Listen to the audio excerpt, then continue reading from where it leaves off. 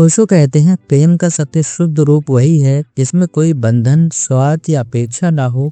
जब हम प्रेम में आसक्ति जोड़ते हैं तो यह प्रेम नहीं रहता बल्कि स्वामित्व और नियंत्रण का रूप ले लेता है। ताओइज्म या ताओवाद के सिद्धांतों के अनुसार समावेश हमें सिखाता है कि प्रेम को कैसे गहराई और स्वतंत्रता के साथ दिया जाए। ओशो कहते हैं जहाँ आसक्ति है वहाँ प्रेम नहीं हो सकता। प्रेम केवल तब संभव है जब आप किसी को स्वतंत्रता दें। आसक्ति तब होती है जब हम किसी व्यक्ति, वस्तु या रिश्ते पर निर्भर हो जाते हैं। यह निर्भरता हमारे डर और असुरक्षा से उत्पन्न होती है। अगर कोई व्यक्ति अपने साथी से यह अपेक्षा करता है कि वह हर समय केवल उसके साथ रहे तो यह प्रेम नहीं बल्कि आसक्ति है। इस स्थिति में साथी की स्वतंत्रता छिन जाती है और रिश्ता बोझिल हो जाता है।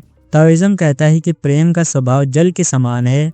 जल निस्वार्थ रूप से बहता है और हर चीज को अपने साथ जोड़ देता है, लेकिन कभी भी बंधा नहीं रहता। ओशो ने ताओइज्म की विचारधारा को अपनाते हुए कहा, प्रेम ऐसा होना चाहिए तो दे लेकिन बदले में कुछ न मांगे। प्रेम ऐसा होना चाहिए जो बांधे नहीं बल्कि मुक्त करे। आसक्ति रहित प्रेम के लिए ओशो कहते हैं स्वीकृति ही पहला माध्यम है। प्रेम का पहला कदम है अपने प्रियजन को वैसे ही स्वीकार करना जैसे वह है। अगर आप बदलने की कोशिश करते हैं तो यह प्रेम नहीं है। प्रेम का मतलब है स्वतंत्रता देना। जिसे आप प्रेम करते हैं उसे उड़ने दो। अगर वह लौटता है तो वह तुम्हारा, अगर नहीं तो वह कभी तुम्हारा नहीं था। आसक्ति तब उत्पन्न होती है जब हम प्रेम के बदले में कुछ चाहते हैं। ओशो कहते हैं कि ध्यान आपको यह समझने में मदद करता है कि प्रेम भीतर से आता है। ध्यान करो ताकि तुम्हें यह एहसास हो कि प्रेम तुम्हारी अपनी ऊर्जा है। ताओइज्म कहता है कि प्रेम का उद्देश्य दूसरे को पूरा करना नहीं है बल्कि खुद को व्यक्त करना है। ओशो कहते हैं प्रेम तब होता है जब आप इसे साझा करते हैं, ना कि तब जब आप इसे पाने की कोशिश करते हैं।